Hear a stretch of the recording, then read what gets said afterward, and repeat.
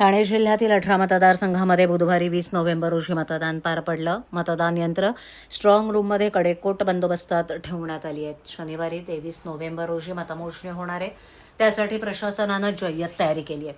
उमेदवारांनीही मतमोजणीच्या कक्षात प्रत्येकी 22 पोलिंग एजंट नेमण्याची लगबग सुरू केली आहे.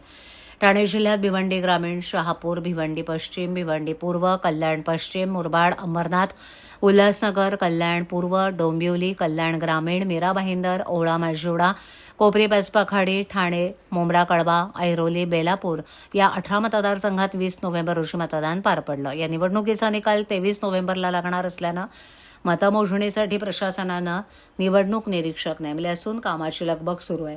कोपरी पचपाखाडी मतदारसंघाची मोजणी वागळे स्टेट ITI इथे होणार आहे.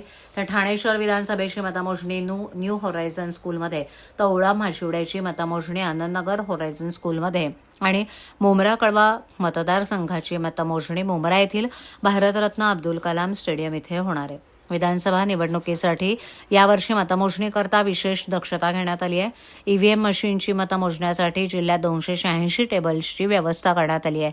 पोस्टल बॅलेटची मतं 82 टेबल्स, तर सैनिकांची मतं मोजण्यासाठी 21 टेबल आहेत.